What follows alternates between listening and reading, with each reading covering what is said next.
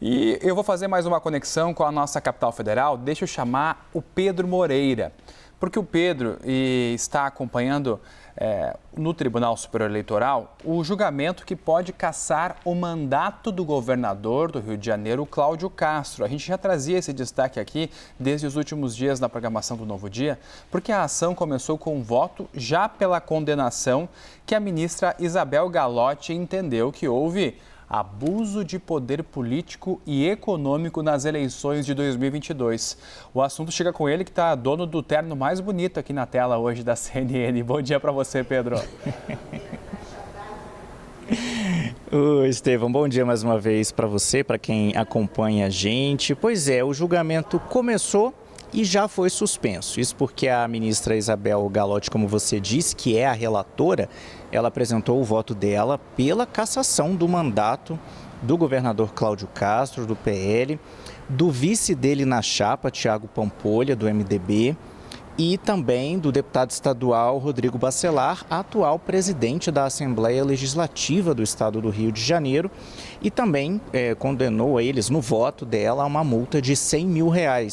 Só que depois que a ministra proferiu o voto dela, o ministro Antônio Carlos Ferreira pediu vista, ou seja, no jargão jurídico, ele pediu que o julgamento fosse interrompido para ele poder avaliar melhor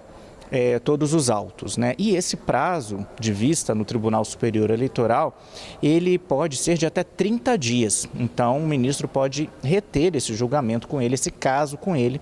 durante 30 dias antes de devolvê-lo para a análise do restante dos ministros. O TSE, ele é formado por 7 ministros e para o voto da relatora ser o voto vitorioso, para que a cassação se confirme, é necessária a maioria simples, ou seja, pelo menos 4 votos, 4 votos dos 7 ministros do TSE, mas por enquanto então a gente tem essa questão suspensa até que o ministro Antônio Carlos Ferreira devolva o processo para julgamento.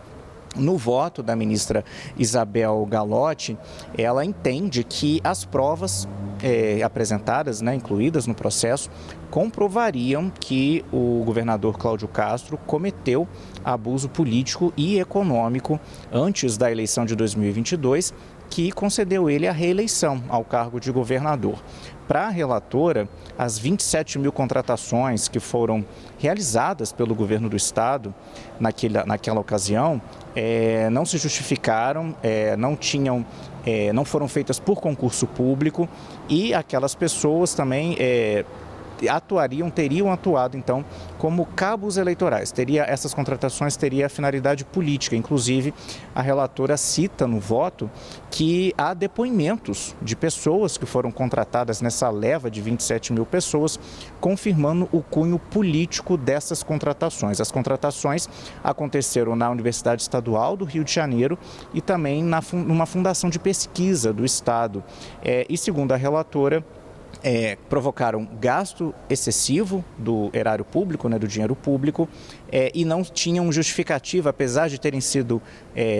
teoricamente para áreas como da cultura e social, mas que não houve comprovação de que essas pessoas foram contratadas especificamente para tocar algum projeto que o governo do estado estivesse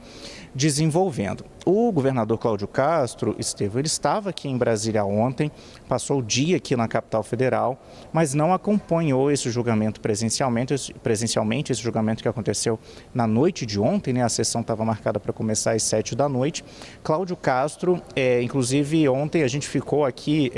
Estevão, tentando descobrir a agenda do governador, a assessoria de imprensa dele não divulgou com quem ele se encontraria, quais os horários das agendas, e a gente ficou sabendo dos encontros conforme os interlocutores do governador faziam postagens nas redes sociais.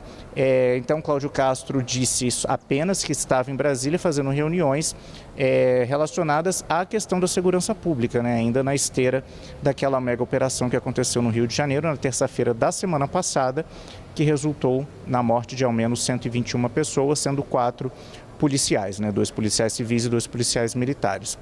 Estevão, então, por enquanto, indefinição nessa questão do governador, lembrando que na Justiça Estadual, na Justiça Eleitoral Estadual, no Tribunal Regional Eleitoral do Estado do Rio de Janeiro, ele havia sido absolvido, o TRE tinha entendido a maioria dos ministros lá, dos votos, né, dos integrantes do TRE, entendeu que não era o caso de se cassar a chapa, mas o Ministério Público Eleitoral recorreu dessa decisão e são esses recursos que estão sendo analisados agora no Tribunal Superior Eleitoral. Estevão.